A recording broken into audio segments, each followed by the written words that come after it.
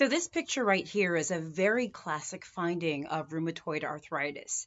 You notice the picture of hands, and one hand, the joint kind of is, instead of being straight like this, it's kind of angled to the side, okay? We call that sort of ulnar deviation, that kind of look that you see. That tends to be a sign of rheumatoid arthritis. Another thing that you'll see in this picture is what we call a swan neck deformity.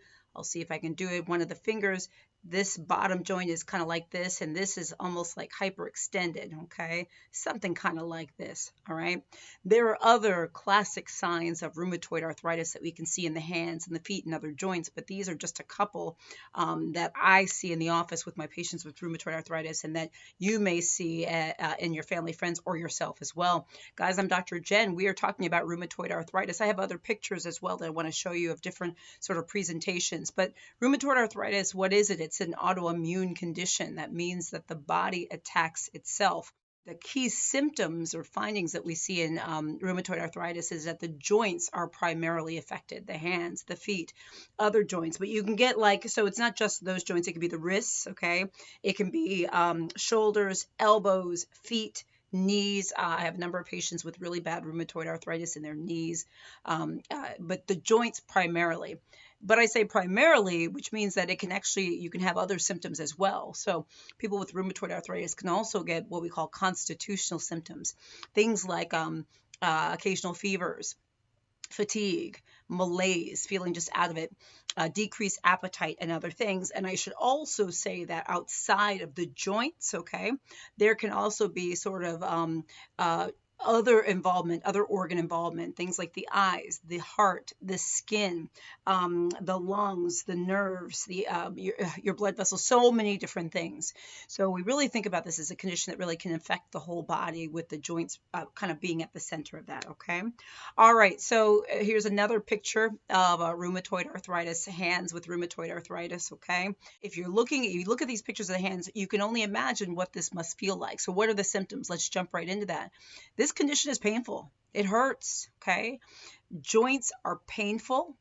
That means hands, knees, etc. are painful.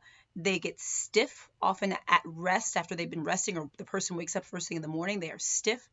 They can get swollen. They can get warmth, kind of a warmth feeling, almost like rheumatoid arthritis is an inflammatory condition.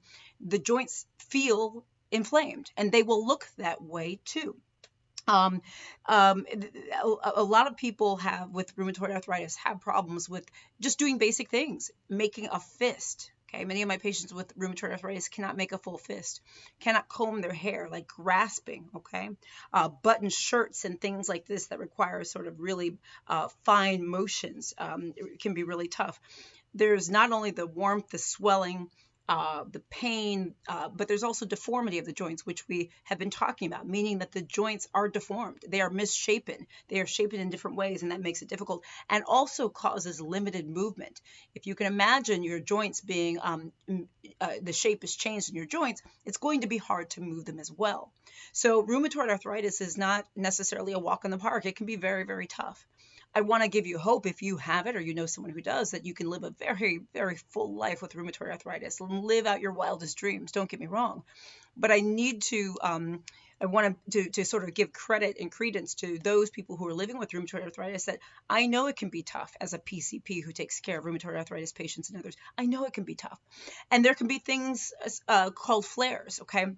I see this with lupus as well, sometimes other autoimmune conditions, but people with RA or rheumatoid arthritis can have flares, flare-ups of their pain, their swelling, their inflammation. It can be due to stress or a virus or some change change in medications, you name it, all right? So I say all of this to allow the rest of us who may not have rheumatoid arthritis to have empathy and have understanding for those who have RA. It is not necessarily a walk in the park. The other thing I should say too about the joint pains, and this separates rheumatoid arthritis from osteoarthritis. They are different. There's a number of things that separate them. This is not the only thing. But one thing is that rheumatoid arthritis tends to be symmetrical, meaning if you got it in one hand, you're likely going to have it in the second hand. Osteoarthritis is not necessarily the case. Just because you have osteoarthritis in one joint doesn't mean you're going to have it in another. One knee doesn't mean you're going to have the other knee. The other thing is Osteoarthritis tends to happen with wear and tear when people use their joints, where rheumatoid arthritis, people just wake up in the morning with stiffness after non-use of their joints. There are other differences. Okay, who gets it? Well, we know this is an autoimmune condition. It's more common in people as we get older. It's also more common in women, as is a number of autoimmune conditions. Okay, it's 2 to 3 times as common in women as it is in men. Lupus is the same, others as well.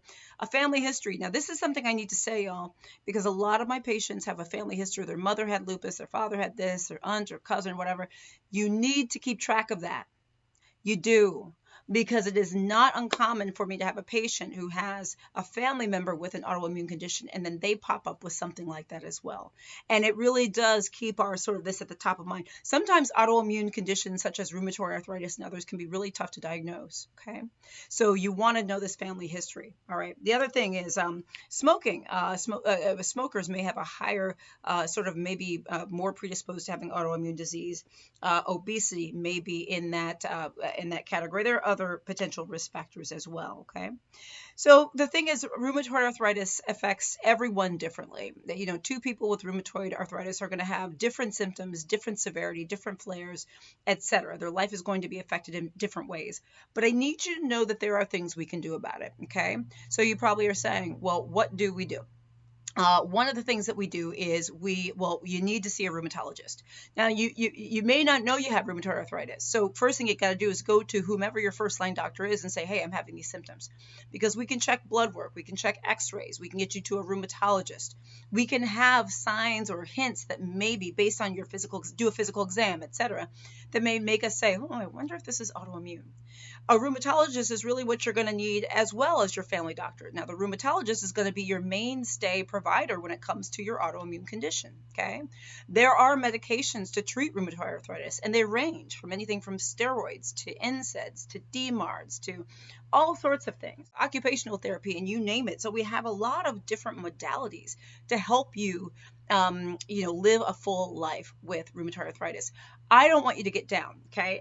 But I also want everyone else around those who have rheumatoid arthritis to understand better. This is just a 50,000-foot overview of rheumatoid arthritis. I want you to write in the comments, is this something that you deal with? Is it someone in your family member who deals with it? This was not an exhaustive review, just a start. Write in the comments. Please share this video with other people as well. My name is Dr. Jen Caudle, practicing family physician, on-air health expert, and video creator. I do daily videos. I'm on Facebook at Dr. Jen Caudle. Please like and follow my page. I'm on YouTube, Dr. Jen Caudle. Behind the YouTube / please subscribe to my channel, click the little bell for updates. I'm on TikTok, Instagram, WhatsApp, etc. Dr. Jen Caudle, please follow me there, and go to my website, www.drjencaudle.com, to sign up for my free health newsletter. All right, guys, see you soon.